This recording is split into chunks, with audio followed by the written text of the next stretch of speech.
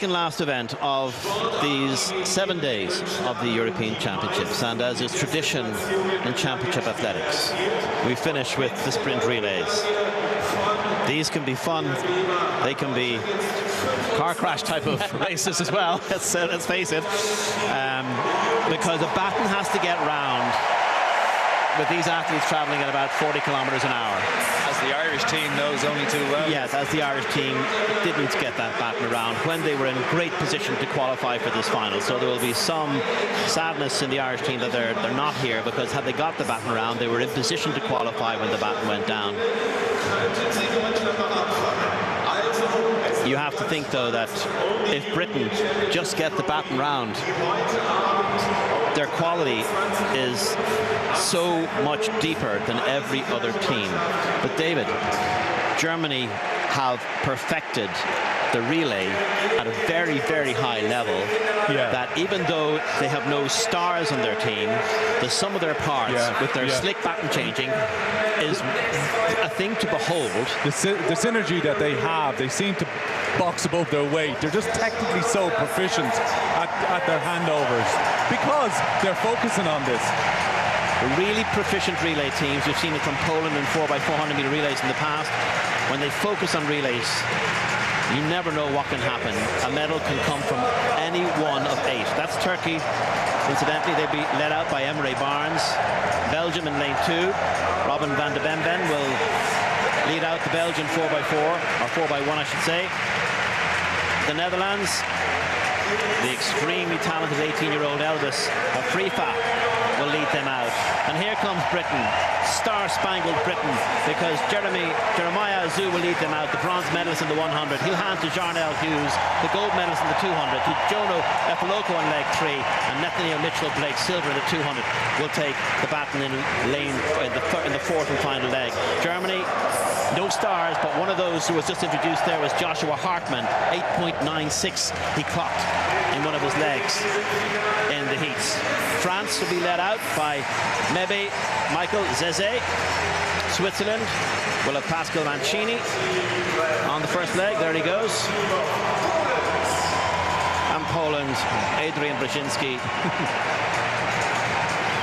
And the Poles they can never, ever be discounted in relays for sneaking a medal, even though they have no singular stars in their team. So you can see them all lining up with their tape that you see them carrying out. That's their check marks. They have a 30-meter zone to get the baton safely, to change it over and get it around. So there's the high jump medalist, Mahuček, and obviously 17-year-old Angelina Topic and Vukovic from Montenegro taking the bronze.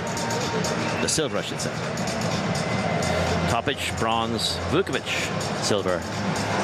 And Mahuček gets an upgrade from the silver in the World Championships a month ago to gold here. Tremendous atmosphere in the stadium tonight. We've said that every night. There haven't been full crowds, and there's still been a tremendous atmosphere, but we do have a very, very full stadium. 69,000 is the capacity, and there are a few empty seats, but not many. It does help when you have Germany on a high and winning medals. It certainly adds to the occasion and the build-up. And you really have seen this German team, a lot of them did not go to the World Championships. The World Championships and the European Championships, it was a COVID scenario that the World Championships were to have been held last year, but they were staggered into this year. It crashed into the schedule of the European Championships, if that's the way of putting it, which means that some athletes decided to go to one and not the other. And Germany have really emphasized these championships because they're being staged in Germany. And they knew that full stadia and German athletes is a very good mix when it comes to knocking up the medals. It's interesting as well, if you look around the stadium, everybody, virtually everybody on their feet already. This place is going to be hopping in a second. Yeah, it's a European tradition at meetings of crowds getting on their feet for sprint events.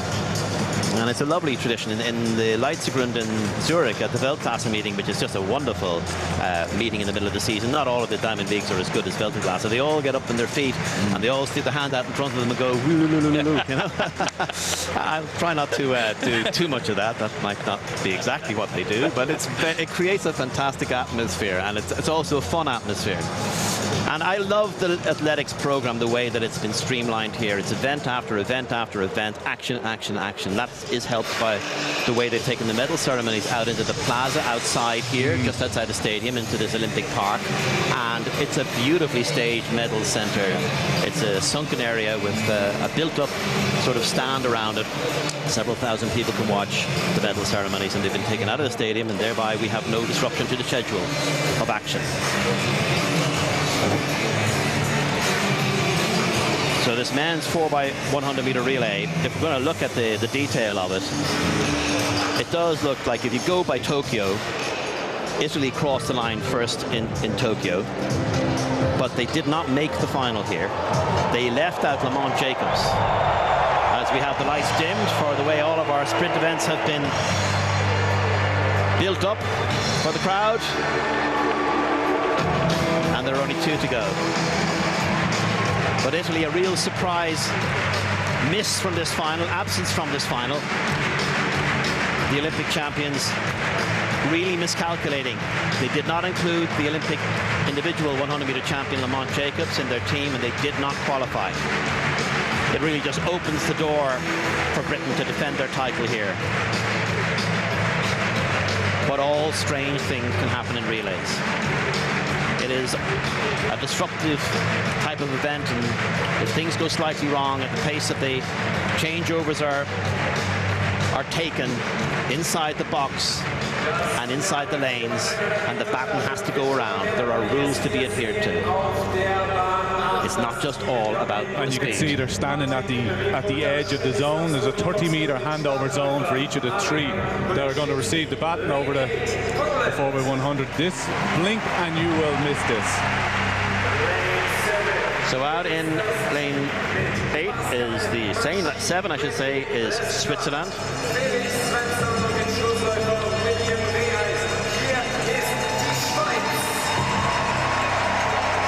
Pascal Mancini. In lane 6, Meba Michael Zeze will lead them out. France are another team that have in the past upset Britain, not always having stars in their team. But the relay is so much more than simply having super fast individuals. Germany, Kevin Kranz will lead out the German team.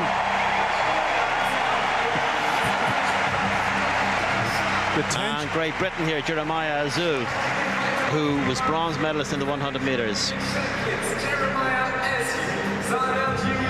You were going to say, David? I was just going to say the tension is really building. You can feel it. Like the sound is like the heartbeat, and it's just adding, and it's which team will blink first. Elvis Afrifa, just 18.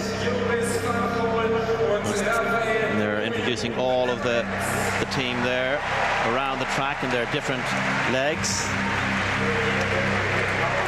Robin van der Bemben leading out Belgium.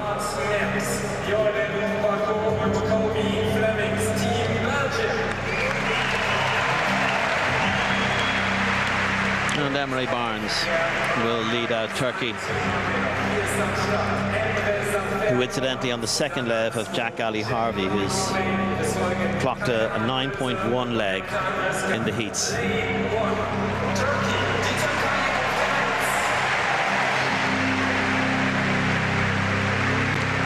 Big challenge staying in the lanes, because when when the handovers happen, it's quite tight. If Britain makes safe changes, they don't have to be right on the edge. They do have the quartet capable of defending here, and they will be the favourites, drawn in a nigh-on perfect lane right in the middle of the track, lane 4. The men's 4x100 meter relay final, the second last event, the penultimate event of these European Championships.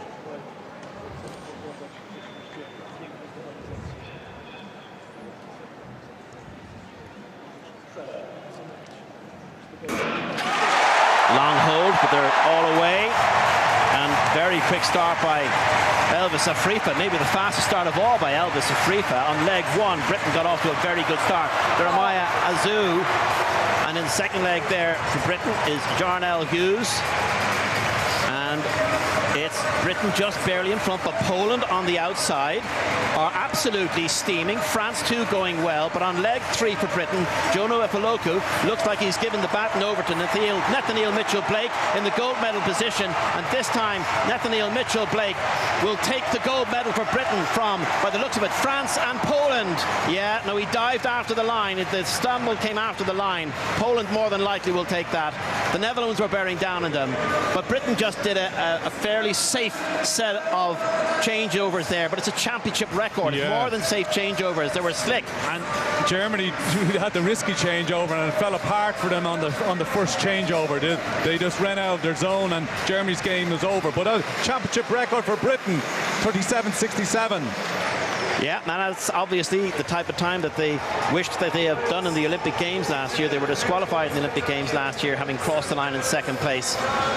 But Britain have got a gold medal in the 4x1 men's relay, and as ever, Poland performing way beyond the sum of their parts, their individual parts, to set a national record, 38.15, and they are just super at relay. But Britain had the quality right through. They had 3 medalists in individual events of their 4, and they have taken the victory here. The Netherlands only run out by 1/10 of a second, but in a season's best, and Switzerland, a country with a fast improving track and field pedigree, taking a national record 5th place, 38.36. But Britain were the class going into it, and they proved it. They didn't just have super stars, they had super changeovers. Yeah, they executed it so well. You know, sometimes it clicks like that, and when you have such confidence and it's such strong individual athletes that they don't have to operate in the high risk zone of the changeover, so it was a get it around safely, and you know, they're just quite efficient changeovers, nothing spectacular. Just look at the check mark. When he hits the check mark, off he goes. Oh, brilliant changeovers by the British team. That last changeover actually wasn't as good as the other ones, but it was still. The most important thing with that last changeover was probably just be safe. Oh, and Poland, fortunately, he fell after the line.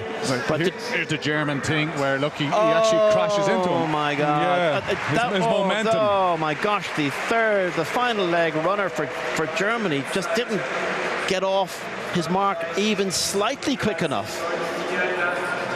Lucas Ansipepra. Wow. So Britain take the gold medal, and a really, really powerful performance and a championship record. And we'll be back with the women's 4x100 metre relay, the final event of these European Championships, after this break.